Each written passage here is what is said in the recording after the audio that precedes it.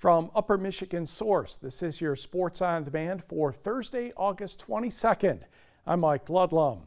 An Upper Peninsula teen recently competed in a championship that consisted of more than 280 players in his division.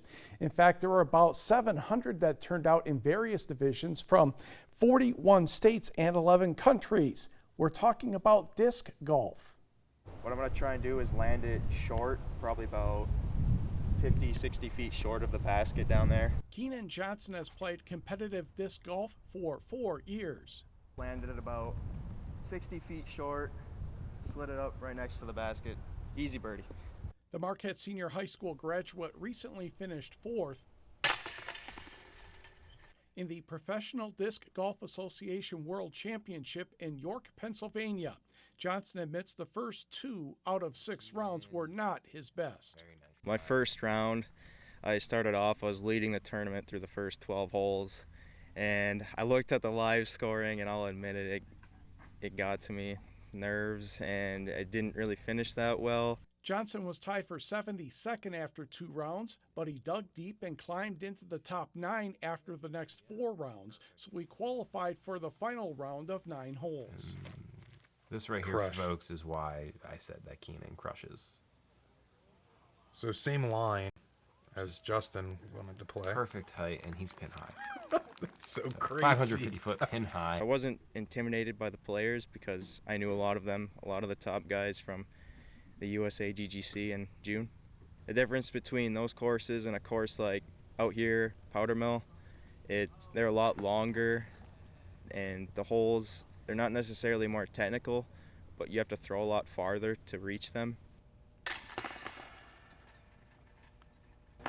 Perfect approach, just what you want. Johnson will attend NMU starting next week. He hopes to continue playing disc golf as long as he can. To girls high school tennis, Marquette entertained Gladstone yesterday. Eliza Olivier of Marquette in the near court gets that winner against Gladstone's Andy Belangi. Maybe a mishit, but we're not worrying about that, or at least I don't think she is. In this sequence, a number of good deep shots. And Olivier hits that one off the frame. No big deal. She went on to win the match 6-1 and 6-love. Over at first doubles, Marnia Lefebvre and Olivia Sorry for Gladstone in the near court. Marquette's Riley Jackson and Kennedy Tate. And Gladstone is not able to put that one back in play. The Redettes won this match 6-1, 6-3, and they blanked the Braves as a team by the score of 8-0. Meanwhile, over at Westwood, the Patriots taking on the Iron Mountain Mountaineers. We're looking at second singles. Tessa Lease of the Patriots in the far court. Claire Mongrain trying to come into the net, but Lease would come up with an offensive lob that worked for the point. Next sequence, Mongrain will hit a forehand very nicely down the line here. That's good enough to get the point, but Lease won the match 6-love and 6-2. Over at first singles, Maddie Koski serving for Westwood against the Mountaineers' Macy McCormick.